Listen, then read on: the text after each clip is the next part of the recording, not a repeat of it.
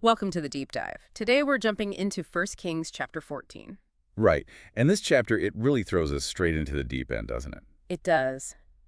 Right after Solomon, the kingdom split, Israel and Judah, and things are already getting, well, messy. You see the choices the new kings are making almost immediately, and the consequences follow pretty fast. Exactly. So our goal today is really to unpack the key messages, look at the fallout, and maybe some surprising details in this chapter. Sounds good. It sets up so much of what follows. We start in the north, right? With King Jeroboam of Israel. Yeah, and he's got a crisis on his hands. His son, Abijah, is sick, seriously ill. And his reaction is? Well, it's interesting. He doesn't hold a public prayer meeting or anything. No, quite the opposite. He tells his wife, go, but disguise yourself. He specifically says, don't let anyone know you're the queen. He wants her to sneak off to Shiloh, to the prophet Ahijah. Ahijah. Wait, isn't that the same prophet who originally told Jeroboam he'd become king? The very one. It's like Jeroboam remembers where the prophecy came from, but he wants this new insight kept under wraps, privately. And he sends her with an offering, 10 loaves, some cakes, a jar of honey, maybe trying to look humble. Perhaps, or just following some kind of protocol he thinks will work. He wants Ahijah to tell him if his son will live. Now, the text tells us something crucial about Ahijah at this point. He's old and he can't see. Right, his eyesight's gone. So you might think, okay, the disguise makes sense now. A blind man won't recognize her. That's the logical conclusion, yeah, but the story immediately pulls back the curtain. It does. Because before she even gets there, the Lord speaks to Ahijah. Get this, God tells the blind prophet, Jeroboam's wife is coming. She's going to pretend to be someone else. She'll ask about her son because he's ill, and here's exactly what you need to tell her. Wow, so much for the disguise. Jeroboam's whole plan for secrecy, completely pointless from the start. Divine intervention just overrides it. Totally, and the confrontation is instant. The moment Ahijah hears her footsteps, Just her footsteps at the door. he calls out, come in, wife of Jeroboam. Why this pretense? No beating around the bush. And then, I have bad news for you. Straight to it. The message from the Lord, delivered through Ahijah, it's absolutely devastating. It starts with a reminder, doesn't it? I raised you up. Yeah, I raised you up from among the people, made you leader. I tore the kingdom from David's house and gave it to you. It emphasizes this was a gift, not something Jeroboam achieved on his own. Setting the stage, reminding him of the grace he received. Exactly. But then comes the hammer blow, the comparison. But you have not been like my servant David. Ah, David, the benchmark. Always the benchmark in kings. And the text spells out why David was the standard, who kept my commands and followed me with all his heart, doing only what was right in my eyes. So it wasn't just about outward actions, but the heart's devotion. That's the key difference highlighted here. Precisely. And Jeroboam's failure wasn't just passive neglect. It was active rebellion. What does the message say specifically about his sins? It says, you have done more evil than all who lived before you, which is quite a statement. More evil than anyone before him. Wow. You have made for yourself other gods, idols made of metal. That likely points to the golden calves, right? Almost certainly. The infamous calves at Dan and Bethel. You have provoked me to anger and thrust me behind your back. That phrase, thrust me behind your back, it's such a strong image of deliberate rejection. It really is. Turning your back completely. And because of all this, the consequences announced are severe for his whole family. Extremely severe. Because of this, I am going to bring disaster on the house of Jeroboam. I will cut off from Jeroboam every last male in Israel, slave or free. Every single male descendant wiped out. Utterly destroyed. The text uses this graphic image. I will burn up the house of Jeroboam as one burns dung until it is all gone. Goodness.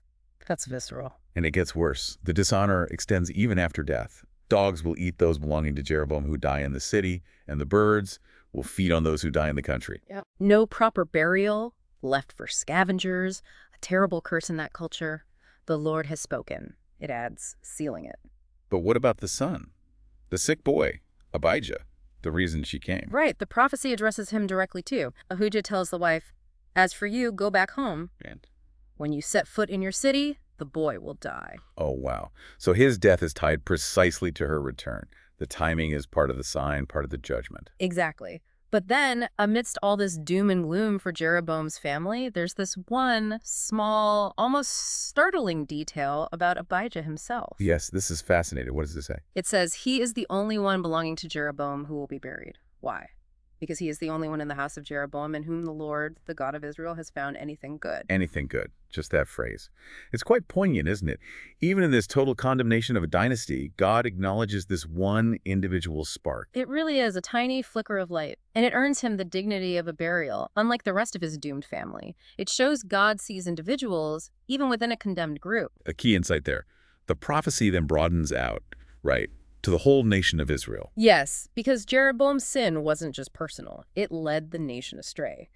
The Lord says he will strike Israel so that it will be like a reed swaying in the water. A powerful image of instability. No firm roots, just being tossed around. And the ultimate national consequence, exile. He will uproot Israel from this good land and scatter them beyond the river. The river Euphrates, meaning exile to Assyria, eventually. And the reason given. Because they provoked the Lord to anger by making Asherah poles. And then it repeats. And he will give Israel up because of the sins Jeroboam has committed and has caused Israel to commit. So his leadership is directly implicated in the nation's downfall. Those Asherah poles, again, symbols of Canaanite fertility goddesses, forbidden worship. Right, setting up these rival religious systems. Okay, so the prophecy is delivered. Devastating news. Jeroboam's wife leaves. And the fulfillment. It's immediate. Stark. The text says, then Jeroboam's wife got up and left and went to Tirzah. Tirzah was their capital then. As soon as she stepped over the threshold of the house, the boy died. Exactly as Ahijah foretold. Just chilling precision. And the text makes sure we know this wasn't some private tragedy hidden away. It says, all Israel mourned for him and buried him, confirming the word of the Lord through Ahijah. It authenticates the prophecy publicly. The chapter then wraps up Jeroboam's reign, quickly mentions his wars, notes he reigned 22 years, and his son Nadab succeeded him. A son whose fate and the fate of the whole dynasty we now know is sealed. Exactly. Now the narrative shifts gears, doesn't it? It moves south. To Judah, to King Rehoboam, Solomon's son. We get the basic stats. 41 years old when he started, reigned 17 years. And crucially, he reigned in Jerusalem, which the text points out as the city the Lord had chosen out of all the tribes of Israel in which to put his name. That emphasis feels significant, setting up a contrast, maybe, or highlighting the responsibility. Could be both. And we also get another detail. His mother's name was Naamah, and she was an Ammonite. A foreign mother. Again, that detail often seems to carry weight in these narratives. It does seem pointed. Yeah. And what happens next in Judah under Rehoboam makes you wonder about that background. Because the verdict on Judah is just as harsh, isn't it? If not harsher in some ways. Judah did evil in the eyes of the Lord. Okay, that's bad. But then, by the sins they committed, they stirred up his jealous anger more than their fathers had done. More than their fathers. So worse than the generation under Solomon, even with his later failings. That's striking. It really is. You'd think maybe they'd learn from the split, but no. They doubled down. What specific sins are listed for Judah? Do they echo what was happening in Israel? Sadly, yes. Very familiar. They also set up for themselves high places, sacred stones, and Asherah poles, where on every high hill and under every spreading tree, it sounds pervasive. High places, sacred stones, Asherah poles. It's the same toolkit of idolatry we just heard about regarding Jeroboam and Israel. Exactly. But it adds another layer in Judah's case. Yeah. There were even male shrine prostitutes in the land. Right, that indicates even deeper entanglement with Canaanite fertility cult practices. The people engaged in all the detestable practices of the nations the Lord had driven out before the Israelites. So they're actively imitating the very cultures they were supposed to displace because of these practices. So both kingdoms are deep in idolatry. Israel under Jeroboam, Judah under Rehoboam. But the immediate consequence described here for Judah is different from the dynastic curse on Jeroboam. It is. For Judah, in this chapter, the consequence reported is external, military. What happens? In the 5th year of King Rehoboam, Shishak, king of Egypt, attacked Jerusalem. Shishak, that's a known historical figure, right? Pharaoh Shishak I. Correct. Egyptian records confirm his campaign into Palestine around this time. So we have this external corroboration. And he attacks Jerusalem itself, the holy city, the capital. What's the outcome? He loots it. The text is clear. He carried off the treasures of the temple of the Lord and the treasures of the royal palace. Temple and palace treasures. Gone. He took everything. And it specifically mentions all the gold shields Solomon had made. Ah, Solomon's famous gold shields, symbols of his wealth and glory, taken by a foreign invader. That's a huge blow, symbolic and material. Absolutely. A tangible sign of diminished status and divine displeasure, hitting both the religious center and the royal power base. How does Rehoboam respond to this humiliation and loss? His response is quite telling, actually. It's not recorded as repentance or turning back to God. What does he do? He makes replacements. So King Rehoboam made bronze shields to replace them Bronze instead of gold. and assigned these to the commanders of the guard on duty at the entrance to the royal palace. The palace guard still needed shields. The processions still happened. But the substance was gone, gold replaced by a common metal. That feels incredibly symbolic, doesn't it? It really does. Mhm. A visible representation of lost glory, perhaps a kingdom trying to keep up appearances after its true wealth, spiritual and material, has been stripped away due to unfaithfulness. The show must go on, but with cheaper props. Pretty much. The chapter then wraps up Rehoboam's story. Similarly, other deeds in the annals, the constant state of war between him and Jeroboam. Highlighting that division and conflict wasn't a temporary thing. Right. And then his death, burial in the city of David, that mention again of his Ammonite mother, Naamah, and his son Abijah succeeding him. Note, different Abijah from Jeroboam's son. A common name. Okay, so let's pull these two stories together from this one chapter. What jumps out when you see them side by side? Well, the parallels in sin are striking. Both kingdoms, Israel and Judah, almost immediately fall into very similar patterns of idolatry high places, Asherah poles, rejecting the Lord's exclusive claim. Yeah, Judah's even described as doing more evil than previous generations, so deep spiritual failure in both north and south. Definitely. Hmm. But the immediate consequences, as presented in this chapter, play out differently. How so? For Jeroboam in the north, the focus is internal, dynastic. A specific prophecy from God, delivered by Ahijah, detailing the complete wipeout of his family line because of his specific sins, contrasting him sharply with David. Okay, divine judgment focused on the king's house. Whereas for Rehoboam in the south, the immediate consequence shown here is external. A foreign invasion, the loss of tangible wealth and symbolized power, the temple and palace treasures, those gold shields becoming bronze. So one gets a direct prophetic curse on the dynasty, the other gets plundered by Egypt.